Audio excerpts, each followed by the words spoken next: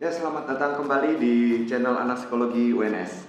Kali ini kita kedatangan tamu, yaitu salah satu tokoh psikologi. Beliau ini sudah malang melintang di dunia psikologi militer. Tokoh kali ini merupakan salah satu perwira pertama yang berdinas di Dinas Psikologi Angkatan Laut. Beliau merupakan alumni S1 Psikologi Universitas Muhammadiyah Purwokerto. Dan saat ini beliau sedang menempuh pendidikan S2 di Psikologi Universitas Airlangga. Salah satu penugasan yang pernah beliau lalui adalah menjadi pasukan perdamaian PBB di dalam Satgas MTF. Penasaran dengan kisah dan pengalamannya? Sebelum kita mulai ngobrol dengan beliau, pastikan kalian sudah memfollow blog anakpsikologi.wordpress.com serta akun IG kita di @anakpsikologi_UNS agar kalian tidak kelewatan informasi serta pembahasan menarik seputar psikologi lainnya. Baik, selamat siang Mohon izin mentor. Terima kasih atas kesempatan yang telah diberikan dan waktunya untuk join bersama kami di podcast Anak Psikologi UNS. Selamat siang. Mungkin yang pertama, ini kan banyak ya yang tertarik mengenai psikologi militer gitu. Mungkin bagi mahasiswa-mahasiswa psikologi yang memang mereka mungkin memiliki cita-cita untuk menjadi seorang perwira psikologi gitu ya setelah lulus S1, kebanyakan masih mengawang ini psikologi di militer itu seperti apa gitu. Oleh karena itu kami dari Anak Psikologi UNS membuat suatu tema khusus tentang psikologi militer seperti itu. Mungkin yang pertama, mentor bisa memperkenalkan diri dulu kepada para pendengar agar pendengar lebih mengetahui gitu tentang mentor. Selamat siang.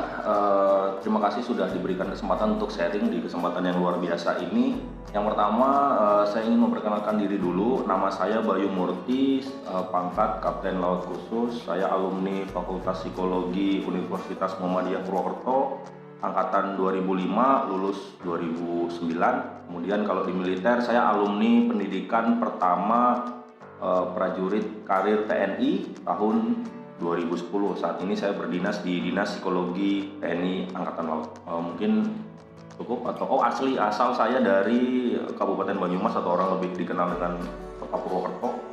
Itu ya teman-teman untuk perkenalan singkat dari Kapten Laut Khusus MC Bayu Murti.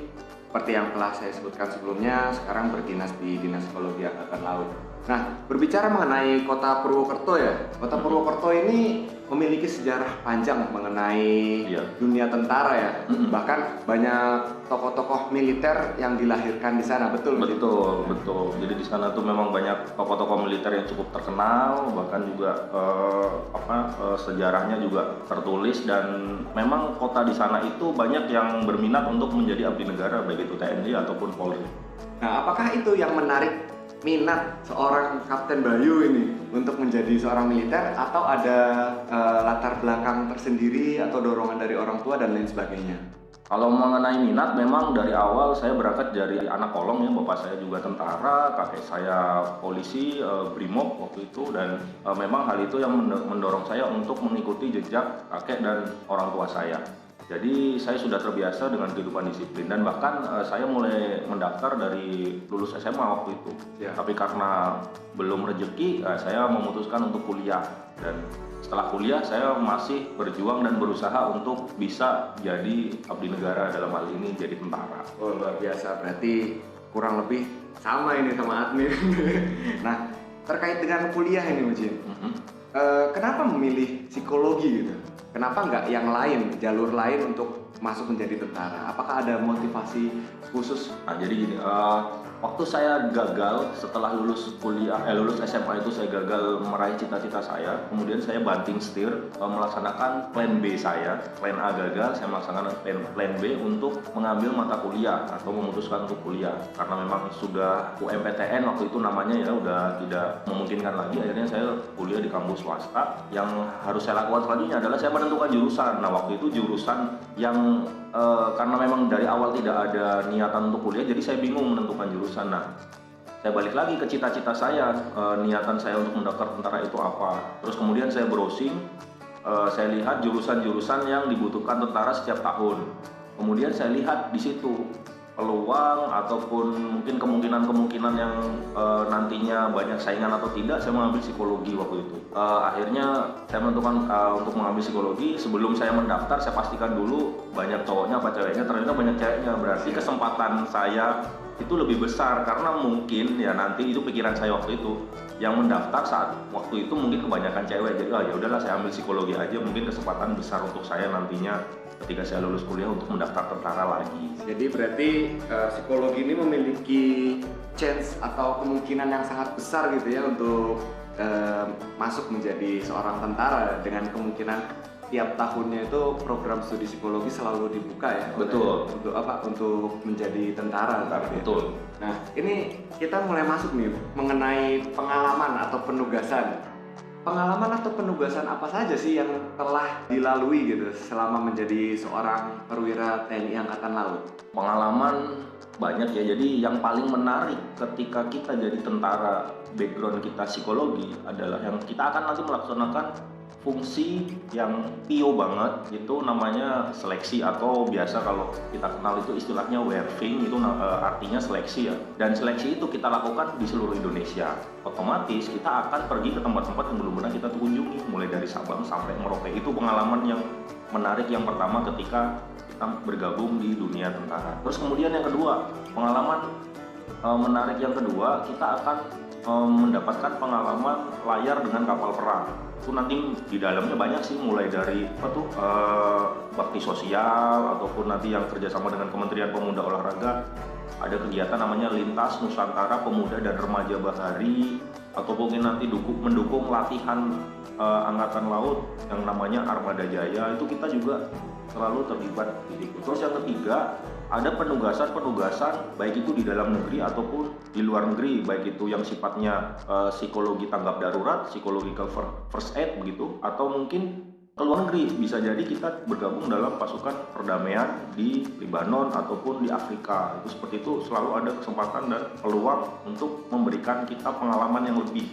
Berarti dengan banyaknya pengalaman dan penugasan seperti itu, hal ini menunjukkan bahwa psikologi itu memang sangat-sangat dibutuhkan ya di dunia militer. Sangat-sangat dibutuhkan dan menarik. Ya, betul. Nah, ini ada salah satu pernyataan, statement tadi yang cukup menarik gitu, dan mungkin teman-teman ingin tahu lebih lanjut, yaitu tentang penugasan sebagai pasukan perdamaian.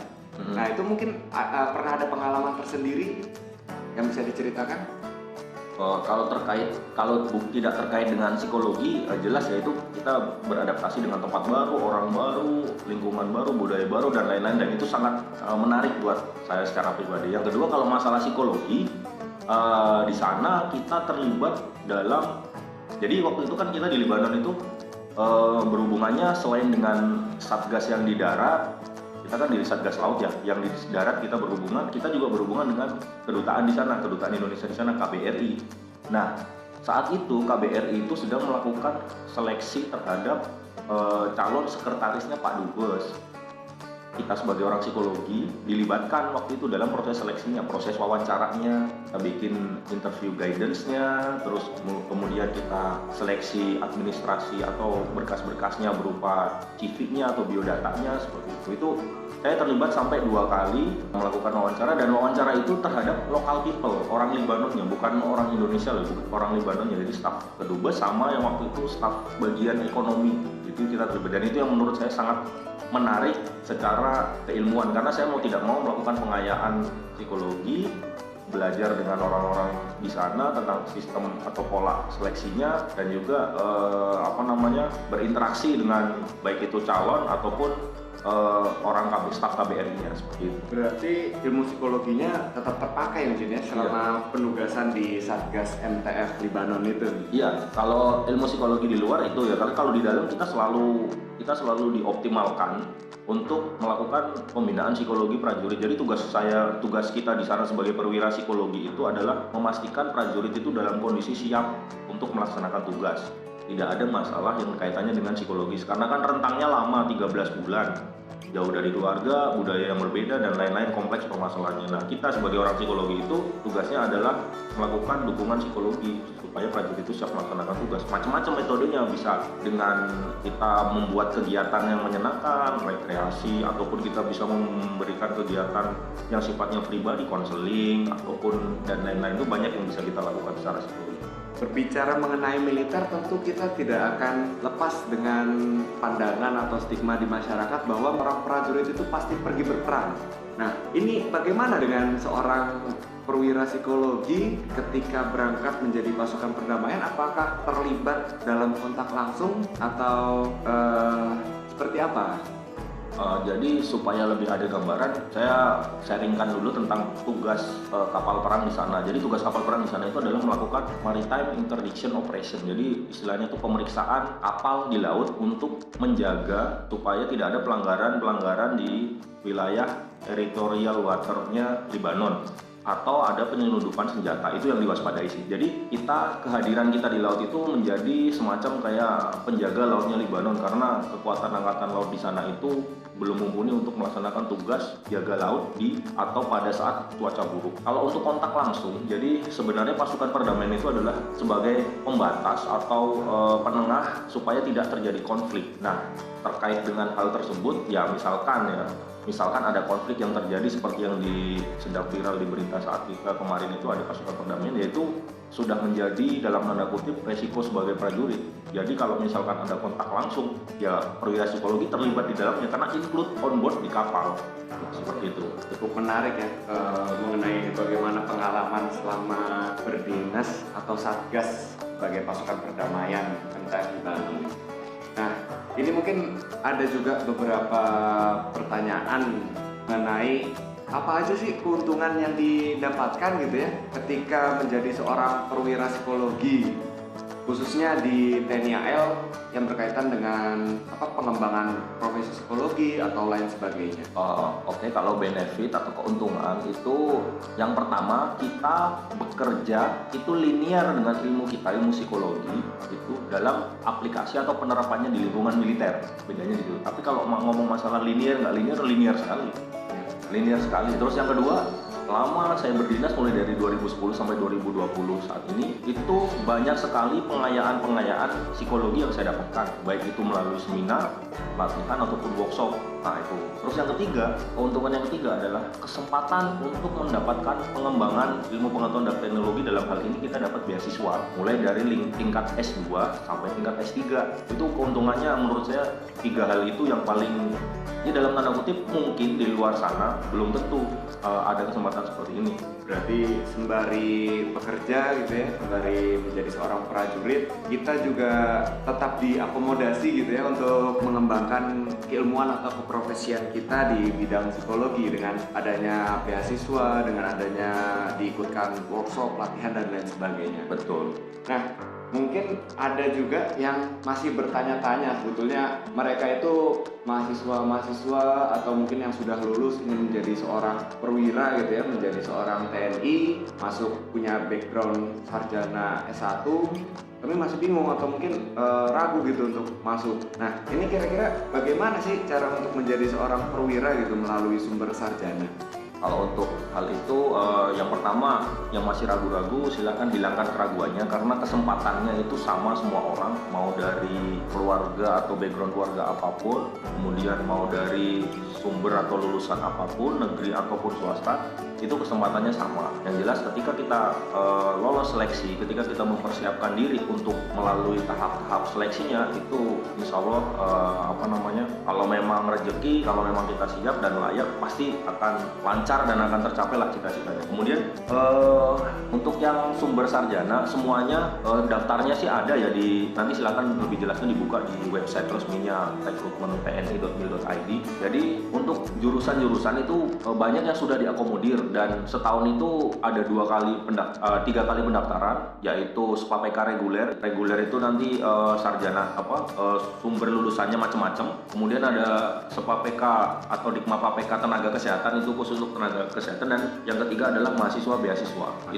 Itu selalu dibuka pendaftaran setahun itu 3 kali. Jadi untuk syarat lebih lanjut silahkan buka di website ya. Yang jelas kesempatannya luas. Kalau kita tidak mencoba, kita tidak akan tahu. Kalau kita punya cita-cita, kita tidak mau mulai melangkah untuk mencoba.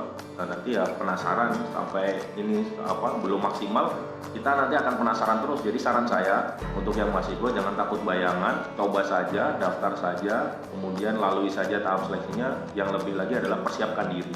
Berarti menjadi seorang perwira gitu ya di TNI melalui sumber sarjana ini ya terbuka kesempatan yang sangat luas ya. Sangat luas sekali. Dan itu terbuka bagi banyak prodi dan jurusan. Betul, betul. Terus satu lagi, sekarang pendaftaran itu dipermudah karena semuanya diakomodir via online. Ini itu sangat memudahkan sekali, bukan dulu kita bawa berkas banyak, bertumpuk-tumpuk. Kalau sekarang semuanya via online, verifikasi pun via online. Ini yang terakhir, apakah ada pesan-pesan yang ingin disampaikan lagi gitu kepada para pendengar podcast Anak Psikologi UNS?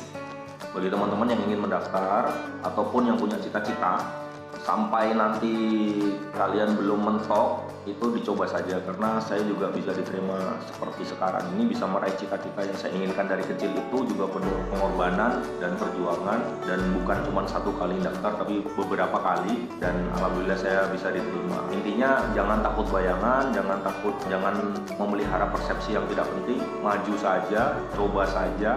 Yang penting adalah tekadnya harus kuat. Luar biasa. Nah, ini kita sudah sampai di akhir sesi. Saya ingin mengucapkan terima kasih sebanyak-banyaknya kepada Kapten Laut Khusus MC Bayu Murti yang telah bersedia meluangkan waktunya untuk berbagi pengalaman, cerita, inspiratif dan motivasi bagi para pendengar podcast Anak Psikologi UNS. Sekian bincang tokoh psikologi militer pada kali ini. Semoga dapat memberikan inspirasi dan motivasi bagi para pendengar podcast Anak Psikologi UNS, khususnya bagi kalian para mahasiswa psikologi ataupun non psikologi yang saat ini masih berkuliah. Dari saya sendiri, galilah ilmu sebanyak-banyaknya karena dunia psikologi itu sangat luas. Kalian dapat berkarya dimanapun kalian berada. Dosen saya pernah mengatakan bahwa selama manusia masih ada di muka bumi ini, selama itu juga ilmu psikologi akan terus berkembang. Oleh karena itu, jangan patah semangat dan teruslah berkarya dengan keilmuan yang kalian miliki. Sampai jumpa lagi di podcast Anak Psikologi UNS selanjutnya, yang tentunya dengan topik dan tokoh yang tidak kalah menarik. Jangan lupa untuk follow blog dan akun IG Anak Psikologi UNS agar kalian tidak ketinggalan topik dan pembahasan menarik lainnya. Sekian dari kami Anak Psikologi UNS, pamit undur diri.